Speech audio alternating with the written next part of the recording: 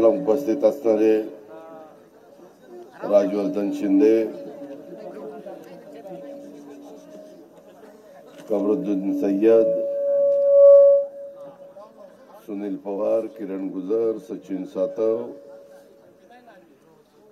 धनंजय जामदार, विक्रम भोसले, गणेश काशीद, अर्जुन यादव, बाळासाहेब चव्हाण, विशाल जाधव, अनेक माझ्या खंडोबानगर, मेडद, बारामती या परिसरातील जमलेले सगळेच माझे सहकारी, ज्यांच्या विनंतीला मान देऊन आपण सगळेजण या कार्यक्रमाच्या करता आज जमलो ते एकता सहकारी गृहनिर्माण संस्थेचे प्रमुख अल्ताफ सय्यद, परवेज सय्यद, तसंच आसिफ जारी, हाजी रशीद बागवान, अकला सय्यद, इब्रान मोमीन, सौ सलमा शेख, रिजवाज सय्यद, इम्तियाज तांबोळी, पंचक्रोशीतील जमलेले सगळे प्रतिष्ठित नागरिक, आमच्या शासनाचा विविध खात्याचा उपस्थित असणारा अधिकारी वर्ग, प्रांत, चीफ ऑफिसर, सगळेच अधिकारी वर्ग, जमलेल्या बंधू भगिनींनो, माझ्या तरुण मित्रांनो, खरं तर तुम्हाला असं वाटलं असेल की आज इतक्या लवकर कार्यक्रम का घेतला. काल मी बारामतीला तुम्ही जे प्रचंड मताधिक्याने मला महाराष्ट्राच्या विधानसभेमध्ये 8व्यांदा पाठवलं त्याबद्दल बारामतीकरांचे आभार मानण्याच्या करता मी काल तारीख दिलेली होती. परंतु मुख्यमंत्र्यांनी काल मंत्रिमंडळाचा राहिलेला विस्तार करायचं ठरवलेलं होतं आणि काही अचानक कारणांनी तो कालचा कार्यक्रम आज केलेला आहे आणि आज मी इथं सकाळी 5:30ला मॅरेथॉनला झेंडा दाखवण्याचा कार्यक्रम घेतलेला होता. त्याच्यामध्ये पुनीत बालन आणि त्याही सहकाऱ्यांनी आपल्याला चांगल्या प्रकारचं मदत केली. बगनानी म्हणून एक ऍक्टर आहे, प्रोड्युसर आहे, डायरेक्टर आहे, तोही आलेला होता.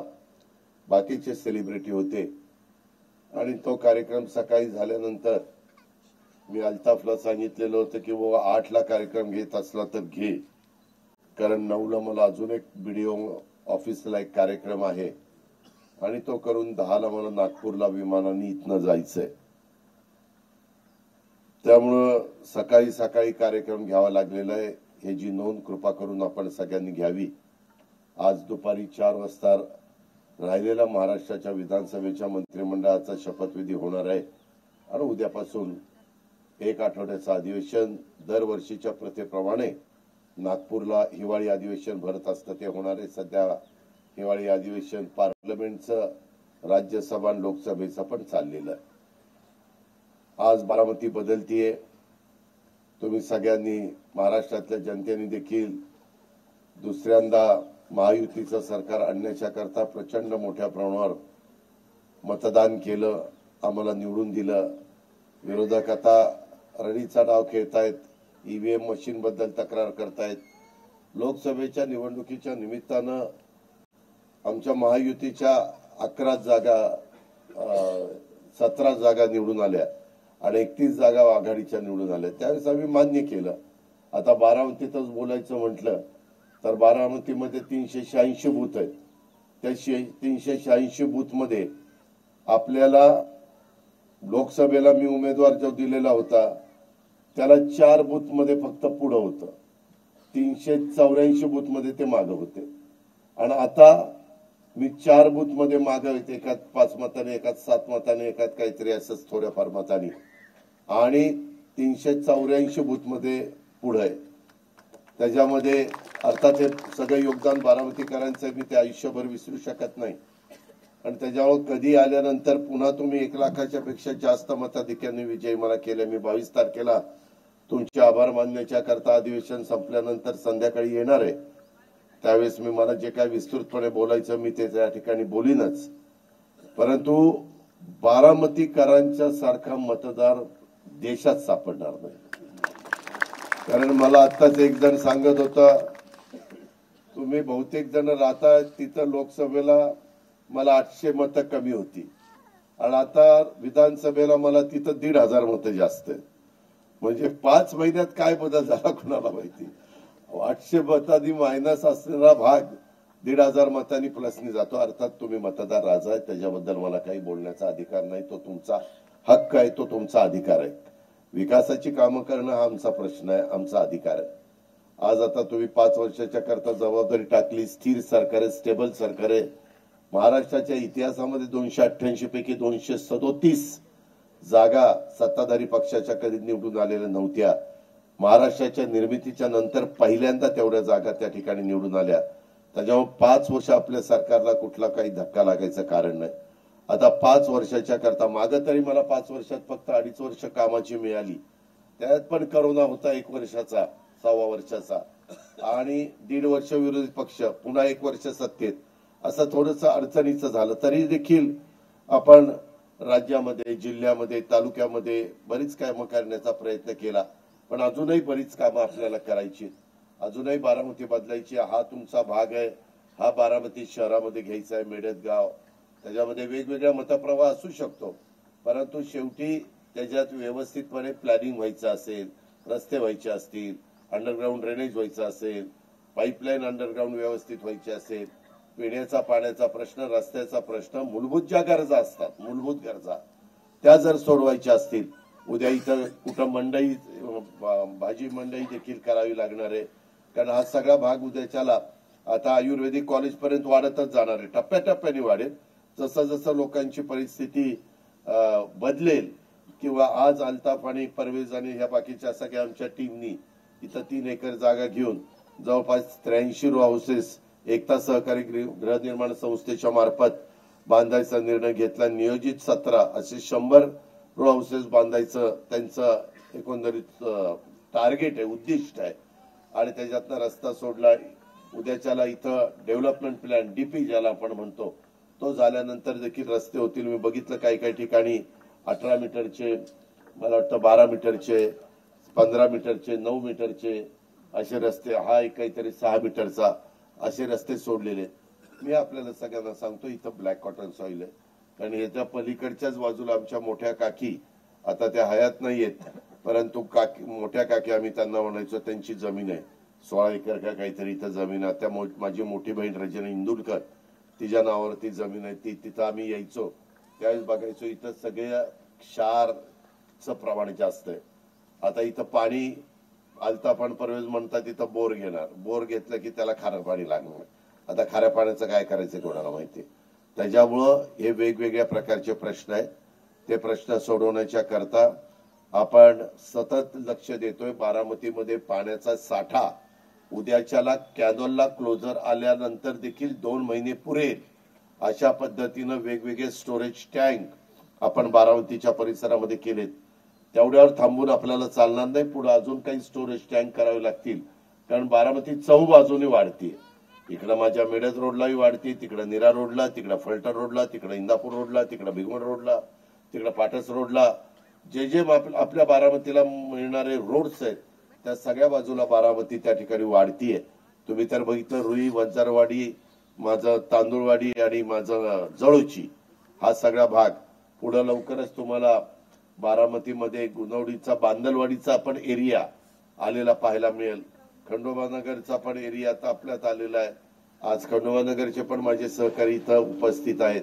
आपण कसल्याही प्रकारे पाऊस असला, दुष्काळ पडला, अवकाळी पाऊस आला, अतिवृष्टी झाली, गारपीट झाली, थंडी पडली, काही प्रसंग नैसर्गिक आला तर त्याच्यातनं बारामतीकरांना कमीत कमी त्रास व्हावा. नैसर्गिक संकटापुढे तर सगळ्यांना त्रास होतो, पण त्यातल्या त्यात माझ्या बारामतीकरांना कमी त्रास व्हावा, माझ्या महिलांना, माझ्या युवतींना, युवकांना आणि माझ्या वडीलधाऱ्यांना कमी त्रास व्हावा, अशा प्रकारचा आपलं साधारण विजन असतं आणि त्या पद्धतीनं आपण काम करत असतो. मला आठवत आहे, हा रस्ता आहे, हा म्हणजे फोर लेन नव्हता. मी तिथं त्या पुलावर उभा होतो आणि त्यावेळेस मला कोणीतरी सांगितलं, दादा हे काय 4 लेन नाहीये. मी विचारलं किती कोटी रुपये लागतात. तुम्ही मला निवडून दिल्यामुळं अर्थखातं माझ्या हातात होतं, 17 का 18 कोटी रुपये काहीतरी लागत होते. मला त्यावेळेसच्या बारबाई किंवा कोण असेल आता मला लक्षात नाही, त्यांनी सांगितलं इतके कोटी रुपये वाढून द्या, आम्ही 4 लेन करतो. आज आपण 4 लेन केला. मी तुम्हाला आत्ताच सांगतो, हा 4 लेन असला तरी मेडचे प्रमुख सहकारी इथं आहेत, ह्याही बाजूला सर्व्हिस रोड द्यावा लागणार आहे, त्याही बाजूला सर्व्हिस रोड द्यावा लागणार आहे. ज्यावेळेस मेळतचा डेव्हलपमेंट प्लॅन होईल त्यावेळेस सर्व्हिस रोड इथं असावेच लागणार आहे. जसं आता भिगवण रोडला आम्ही सकाळी गेलेलो होतो तिथनं, त्यावेळेस तिथं सर्व्हिस रोड दिल्यामुळं मेन भिगवण रोडचा 4 लेनचा ट्रॅफिक त्या ठिकाणी कमी झालंय. बारामतीमध्ये पुढे ट्रॅफिक वाढणारच. मी आता त्या आयुर्वेदिक कॉलेजच्या पासून तुमचं मेडिकल कॉलेज आहे, स्ट्रेट असा रस्ता, ते अमोल आहे का अमोल, तो 4 लेन आहे का 10 लेन? 4 लेन. त्या तिथून म्हणजे तुमच्या आयुर्वेदिक पाटस नाही, मोरगाव बारामती रोड ते मेडिकल कॉलेज डायरेक्ट एमआयडीसी मध्ये हा असा 4 लेन आपण त्या ठिकाणी घेतोय 6 किलोमीटरचा. अशा खूप काही गोष्टी. माझी बारामतीकरांना तुम्हाला विनंती आहे, हे सगळं करत असताना तिथं रोडच्या कडेला ज्यांच्या जमिनी आहेत त्या आम्हाला घ्यावे लागतील. त्याच्याकरता आम्ही त्यांना टीडीआर देऊ, त्यांचं नुकसान त्या ठिकाणी करणार नाही. परंतु अशा प्रकारची डेव्हलपमेंट करत असताना मला हवेत काही इमारती बांधता येणार नाही, त्याकरता जमीन ही लागणार. आणि ज्यांच्या जमिनी रस्त्याच्या कडेला असतील त्यांना त्यांचा सेटबॅक द्यावा लागणार. ही पण गोष्ट बारामतीकरांनी लक्षामध्ये ठेवावी. आज इकॉनॉमी विकर सेक्शनच्या लोकांना परवडण्याच्या करता ही अल्ताफ आणि परवेज आणि त्यांच्या सगळ्या टीमनी एकता नावानी पतसंस्था काढणं, एकता नावानी इंग्लिश मिडियम स्कूल काढणं, एकता नावानी बरंच काही त्या ठिकाणी करणं. त्याच्यामध्ये खरं तर ह्याच्या बायकोचं पण नाव एकता नाहीये, कुणाचं नाव एकता आहे? अच्छा, सगळ्यांना एक केले म्हणून एकता, कारण तरन्नुमचं नाव तरन्नुम आहे. आता पुढे त्याला एकता ठेवायचा असेल तर माहिती नाही. परंतु आज मला दिसली नाही. तो म्हणला की ती मुंबईला गेलेली आहे. म्हणलं मुंबईला रुसून गेली, फुगून गेली का तुझ्यावर नाराज होऊन गेली? तुझ्यावर नाराज असती मतदार, माझ्याकडे कंप्लेंट आली. काय सांगतो, थापा मारतो. त्याच्यामध्ये गमतीचा भाग जाऊ द्या, परंतु सगळ्यांनी गुण्या गोविंदाने राहावं, एकोप्याने राहावं, चांगला संसार करावा, एवढीच माझी त्याच्याबद्दलची अपेक्षा आहे. आजचा दिवस आपल्याला एकता सहकारी गृहनिर्माण संस्थेचा अतिशय महत्वाचा आणि एक ऐतिहासिक अशा प्रकारचा दिवस आहे. कारण 100 रो हाऊसेस प्रकल्पाचं भूमिपूजन 83 आता आणि 17 नंतर असं इथं होतंय. गृहनिर्माण हा आपल्या जीवनाचा एक अत्यंत महत्वाचा भाग हा प्रत्येकाच्या आयुष्यात असतो. कारण प्रत्येक कुटुंबाचं स्वप्न असतं की त्याला एक सुंदर, सुरक्षित आणि सुखकर हे आपल्या मालकीचं, आपल्या मुलाकरता, आपल्या बाळाकरता, आपल्या बायको करता, आपल्या वडीलधारी आई वडिलांच्या करता घर मिळावं. आपलं घर हे केवळ निवासस्थान नसतं, तर ते आपल्या आठवणींचं एक भावनिक बंधनाचं आणि भविष्याच्या साठी योजनांचा केंद्रबिंदू असतं. हे स्वप्न पूर्ण करण्याच्या करता एकता गृहनिर्माण सहकारी संस्थेनं जे काम करतंय ते खरोखरीच कौतुकास्पद आहे. परंतु मी कालच अल्ताफ इकडं माझ्या अमराईच्या भागामध्ये गेलेलो होतो की जिथं माझं सगळं लहानपण गेलं, जिथं मी क्रिकेट खेळायचो, गोट्या खेळायचो, विट्टीदांडू खेळायचो, पतंग उडवायचो, सुरपाट्या खेळायचो, ती पाकिटं खेळायचो, काय काय खेळायचो, म्हणजे चांगलं खेळायचो. तर तो भागात मी काल होतो. तर त्याच्यामध्ये आम्ही रोकडे पण माझ्याबरोबर होते. तिथं आम्ही काही लोकांच्या भावना मागे मी समारोपाच्या सभेला बोलून दाखवलेलं होतं आणि तो शब्द मला पाळायचा होता. म्हणून तिथं काल श्री दत्त दत्तचं जयंती होती आणि त्या दिवशीचा दिवस महत्वाचा होता कालचा, म्हणून तिथं आपण ते भूमिपूजन केलेलं आहे. सांगायचं तात्पर्य, तेव्हा आम्ही आजी आजोबांच्या बरोबर बसायचो. त्यावेळेस आमचा जो बंगला होता 52 साली बांधलेला, आता तो रणजितच्याकडे गेलेला आहे वारस हक्कानी. तर त्याच्यात आम्ही असं बंगल्यात बसायचो. हा बंगल्याचं आमचं स्प्लिंट लेवल होती आणि खाली अशा 4 पायऱ्या, 1 2 3 आणि अजून एक 4 मोठ्या पायऱ्या होत्या दगडाच्या.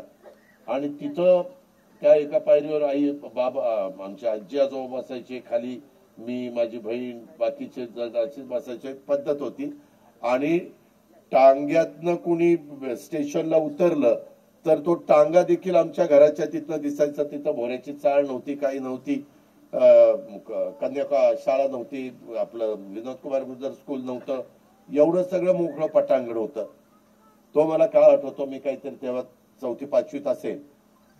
आज तिथं त्या जवळपास 3.5 फूट किंवा 4 फूट काहीतरी प्लीत होती आज प्लिंथ राहिली नाही. आमचं घर राहिलं एक असं आणि रस्ता गेलाय वर, म्हणजे जवळपास 1 फूट रस्ता वर आहे. त्या रणजितनं तिथलं पाणी असं बाजूने बाहेर काढून दिलंय. मी का तुला सांगतोय, आता तुमची डेव्हलपमेंट चालू आहे. हळूहळू हे सगळे जे काही माझ्या शेत जमिनी आहेत, लोक टप्प्याटप्प्याने इथं कोण हॉटेल काढतंय, इथं आता कोणी शाळा काढलेली आहे, कुणी काय काढलेलं आहे, त्यांच्या त्यांच्या परिस्थितीप्रमाणे ते करणार. त्याच्यानंतर ज्यावेळेस आमचे डीपीचे रस्ते सुरू होतील त्यावेळेस आम्ही काळी माती काढून घेणार. त्याच्यामध्ये पीडब्ल्यूडीचे लोक आहेत, काळी माती काढून घेतल्यानंतर सोलिंग करणार, त्याच्यामध्ये ते मुरुम टाकणार, त्याच्यात पाणी सोडणार, त्याच्यात रोलिंग करणार आणि असं करत करत अंदाजे पवार ह्या काय ते तुमचे जमिनीच्या वर किती रस्ता येईल, असा टॉप रस्ता 2 ते 2.5 फूट रस्ता, तो टॉपचा तसा होईल ना. काही काळ जाईल त्याला, कदाचित 5 वर्ष जाईल. मला जर संधी मिळाली आणि लवकर आपलं हे सगळं झालं तर मी तसे पैसे देईल म्हणजे सरकारकडनं. तो काही अडचण माझ्याकडनं येणार नाही. परंतु इथं आपल्याला अंडरग्राऊंड ड्रेनेज करावं लागेल, अंडरग्राऊंड पाईपलाईन पिण्याची करावी लागेल. आपल्याला वेळ पडेल तेव्हा अंडरग्राऊंड केबल, जसं बारामतीमध्ये आता वर्ण केबल नाही लाईटची, सगळ्या शहरामध्ये अंडरग्राऊंड केली का तर ते सगळं असं पतंग अडकतात, बरंच मांजा अडकतो, विद्रूप दिसतं. खरंय, विद्रूप दिसतं आणि म्हणून ते चांगलं दिसावं. झाडाला पण ते नेमकं त्या तारेच्या खाली झाड आलं की ती येतो वायरमन झाड तोडून टाकतो का तर वर जातं. त्याचाही बरोबर आहे, त्याच्यात शॉक बसेल. अशा या गोष्टी आम्हाला टप्प्याटप्प्याने इथं कराव्या लागतील. ते केल्याशिवाय गत्यंतर नाही. त्याच्यावर त्या सगळ्याचा विचार करून आताच तुझ्या समोर एक्झिक्युटिव्ह इंजिनियर पीडब्ल्यूडी सांगतात ह्याच्यावर 2.5 फूट रस्ता येणार आहे. तो विचार करून तुझी प्लिंथ असली पाहिजे. तुम्ही आता घर परवेज तुम्ही करताय त्याचं नीट कुठल्या ह्या रोड लेवल पासून तू ह्या रोड लेवल काय करतोस. मी रस्ता म्हणतो त्या ह्याचा सरकारचा रस्ता जो डीपीचा होणार, तुम्ही 18 फूट आणि 18 मीटर आणि 15 मीटर दाखवलाय त्याचं मी सांगतोय का तो रोड जमीन रोड पासून 2.5 फूट आमचा डीपीचा रोड असेल आणि त्याच्यावर तुझी प्लिंथ म्हणजे ती बघ. तू तर मगाशी रायजर मध्ये पण चेंगटपणा करत होता. आता मला जास्त खोलात जायला नको लो. आपलं ईडब्ल्यूएस मध्ये म्हणजे इकॉनॉमी विकर सेक्शन, गरीब लोकांच्या करता सेंट्रल गव्हर्नमेंटची स्कीम आहे. 1,500 रुपये 1.5 लाख रुपये केंद्र सरकार देतं, 1 लाख रुपये राज्य सरकार देतं. यंदाच्या वर्षी पंतप्रधानांनी 3 कोटी घरं बांधण्याचा कार्यक्रम हा भारतामध्ये घेतलेला आहे. साधारण माझा देवेंद्रजींचा आणि एकनाथरावांचा प्रयत्न आहे त्याच्यातले 30 ते 40 लाख घरं ही आपल्या महाराष्ट्राला मिळावीत आमचा प्रयत्न आहे. मी परवाच पंतप्रधानांना भेटून आलो. इतर काही कामाच्या करता त्यांनी मला अर्धा तास वेळ दिला होता. आम्ही दोघंच गप्पा मारत बसलो होतो. गप्पा नाही म्हणजे चर्चा करत होतो. तर त्याच्यामुळं मी त्यांना सांगत होतो की बाबा आम्हाला आता एवढं थम्पिंग मेजॉरिटी महाराष्ट्रात आलेली आहे, आम्हाला सगळ्या समाजाला बरोबर घेऊन जायचंय. तर सगळ्या म्हणजे शिवशाहू फुले आंबेडकरांच्या विचारधारेने मी काम करणारा कार्यकर्ता आहे. कालही होतो, आजही उद्याही राहणार आहे. तर त्यामुळं तिथं कुठेही माझ्याकडनं भेदभाव होत नाही. सगळा समाज एक संघ ठेवून आम्ही काम करत असतो. जातीय सलोखा ठेवायचा प्रयत्न माझ्यासारखा कार्यकर्ता आणि माझे सहकारी टीम ही त्या ठिकाणी करत असतो. आमचा पक्ष त्या ठिकाणी करत असतो. आणि त्याच्यामुळं ह्या ज्या काही वेगवेगळ्या केंद्राच्या योजना आहेत त्याही आणण्याच्या करता तेही म्हणले की मी तुम्हाला सहकार्य करेन. अशा पद्धतीनं काही बाबतीत केंद्राची मदत, काही बाबतीमध्ये राज्य सरकारची मदत, काही बाबतीमध्ये तुमची नगरपालिकेच्या हद्दीत जाल त्यावेळेस नगरपालिकेची मदत आणि जोपर्यंत ग्रामपंचायतीच्या हद्दीत आहे तोपर्यंत ग्रामपंचायतीची मदत. अशा या वेगवेगळ्या सेक्टर मधनं आणि काही ठिकाणी CSR मधनं देखील मदत. अशा पद्धतीनं आपण पुढे जाऊ. त्याच्यामध्ये या सरकारचा नेहमीच सर्वांसाठी घरे या ध्येयावर भर राहिलेला आहे. मुख्यमंत्री आवास योजना असेल, पंतप्रधान आवास योजना असेल, तसेच सहकारी संस्थांना मदत करण्याच्या करता अनेक योजनांच्या मध्ये आम्ही प्रत्येक नागरिकाला हक्काचं घर देण्याच्यासाठी त्या ठिकाणी प्रयत्नशील आहोत. आज इथं उभारला राहणारा हा प्रकल्प हा याच ध्येयाने याच दिशेने एक महत्वाचं पाऊल ठरेल अशा प्रकारचा कुठला जीर्णोद्धार ते रस्त्यात खंडोबाचं मंदिर आहे ते रस्त्यात अरे काय सांगतो तिथं काय रस्ता बंद करू काय काही सांगतो याच्यामध्ये खंडोबा मंदिराचा जीर्णोद्धार करावा त्याच्यात जसं 3 हत्ती चौक ते जवाहर बागेमध्ये मधी दत्ताचं मंदिर होतं मला नाईलाज असतो काढावं लागलं मी नास्तिक नाही लक्षात ठेवा परंतु ते जर तिथंच ठेवले असतं तर माझा रस्ता कॅनॉलचाही झाला नसता मोठा आणि माझा जवाहर बाग ते 3 हत्ती चौक पण मोठा झाला नसता त्याच्यामध्ये मी त्यावेळेस रुंद करत असताना तुम्ही फुटपाथ मध्ये ते मंदिर फुटपाथ मध्ये ते बाळासाहेब कुठे फुटपाथ मध्ये तेच ना हा मग ते फुटपाथ मध्ये ते तुमच्या प्रेमा खातर आग्रह खातर मी तिथे ठेवलं तुम्ही खंडोबा नगरवाल्यांनी तयारी दाखवा तुम्हाला जर दुसरीकडे ते बाकीच्या ठिकाणी आम्ही जसं शिफ्ट करून करतो तसं तुमची तयारी असेल तर मी करून देईन त्या तिकडच्या डेव्हलपमेंट प्लॅन मध्ये रोकडे तिथं कुठे जागा काल जशी आपण काढली तशी जागा खंडोबा नगरच्या परिसरात आणि ती खंडोबा नगर वाल्यांना मान्य असेल पसंत असेल तर मी तुमचं चांगलं मंदिर बांधून देईल तिथं बहुउद्देशीय सभागृह मंडप बिंडप करून देईल पण तो तुमचा अधिकार आहे पुन्हा म्हणाल त्या हे आलं ना आमचं मंदिर पाडून टाकलं माझ्या नावाने पावती फाडू नका हा तुमचा अधिकार आहे मी तिथं तुम्हाला जेवढं काही नीटनेटकं करता येईल तेवढं करून दिलेलं आहे चिठ्ठी आली म्हणून त्याचा मी उल्लेख केलेला आहे तुम्ही विचार करा ठरवा आणि त्या पद्धतीनं मला सांगा आता अधिक न बोलता ह्याच्यात त्यांनी कर्जाची पण सोय केलेली आहे आता सरकारने 20 वर्षाच्या परतफेडीनं काही बँका 7% कर्ज देतात काही गृह कर्ज काही 7.5% देतात काही 8% देतात असं 7 ते 8.5% पर्यंत ते कर्ज मिळतं हे 8.75 आहे अशा पद्धतीनं ते हे दिलं जातं आणि मला आता माहिती नाही परवा मला गृहनिर्माण डिपार्टमेंट बघितलेल्या वत्सा नायर भेटायला आल्या होत्या त्यावेळेस त्या मला सांगत होतं की दादा आपल्याला नागरीकरण मोठ्या प्रमाणावर होत आहे म्हणून गृहनिर्माणचे पण काही चांगले प्रकल्प आणायचे इथं पण गृहनिर्माणची जागा होती ना हाऊसिंगची ती म्हाडाची तर ती आता आपण दुसरीकडे नेलेली आहे ती पण त्यांना दिलेली आहे असं आपलं काम चाललेलं आहे आता ह्याच्यात ह्या सगळ्याचा विचार करून झाडाचाही विचार करा तुम्हाला काय लागलं रुंदीला कमी अशी लंबोळकी पट्टी मिळाली खरं तर अजून असेच 2-3 पट्ट्या एकत्र येऊन केलं असतं तर अजून त्याला ओपन स्पेस तर आहेच पण ती रुंदीला कमी आहे ती जास्त मिळाली असती तिथं चांगलं उद्याच्याला गार्डन करायचं म्हटलं आणखीन काही तुम्हाला गोष्टी करायच्या म्हटल्या तर त्या करता आल्या असत्या परंतु सुरुवात आहे हळूहळू लोक निश्चितपणे ह्याच्यामध्ये बदल करत राहतील अशा प्रकारचा विश्वास आणि खात्री मी आपल्या सगळ्यांना देतो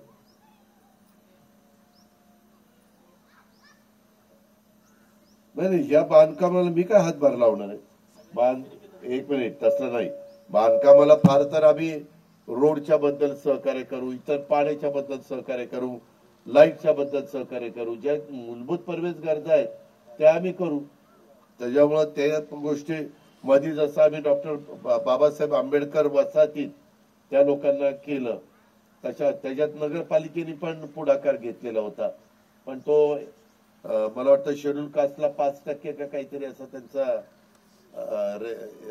त्यांच्या एकूण बजेटचा खर्च करता येतो असं जे काही असतं ते रोकडे त्याला बोलून घ्या आणि याच्यामध्ये कुठल्या स्कीम मध्ये जी ग्रामीणला असेल तर बीडीओला विचारा शहराला असेल तर तुम्ही सांगा त्याच्यामध्ये स्कीम असेल तर त्या स्कीमचा फायदा माझ्या बारामतीकरांना करून देण्याच्या करताच मी तुमचं प्रतिनिधित्व करतोय एवढीच ग्वाही देतो सकाळची वेळ असताना पण माझ्या मायमाऊली पण मोठ्या प्रमाणावर आल्या माझ्या लाडल्या बहिणींनी मला वाचवलं यावेळेस खरंच खोटं नाही सांगत मी ते लोकसभेचा अधिकार लागल्यावर विचार करत होतो याला सरकार तर आलं पाहिजे 40-50 आपलं आमदार आपल्या बरोबर आले उद्या ते म्हणले यायला ही घेऊन गेला ना आमचं वाटोळं केलं त्याच्यामुळे त्यांचंही वाटोळं व्हायला नको आणि आपलंही वाटोळं व्हायला नको त्याच्याकरता आम्ही तो विचार करत होतो, परंतु चांगल्या चांगल्या लाभाच्या योजना आणि गरिबाकरता देण्याचा आम्ही प्रयत्न केला. त्याचं आमच्या बहिणींनी स्वागत चांगलं केलं आणि मग बहिणींनी आमच्या मेवण्यांचंही ऐकलं नाही. आज जाऊन कुठं बटणं दाबायची तिथं दाबली.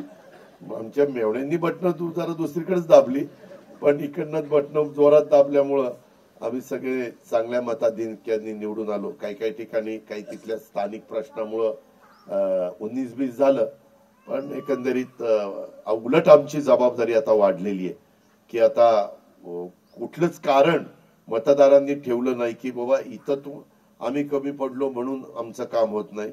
उलट तुम्ही 100% यशस्वी झाला.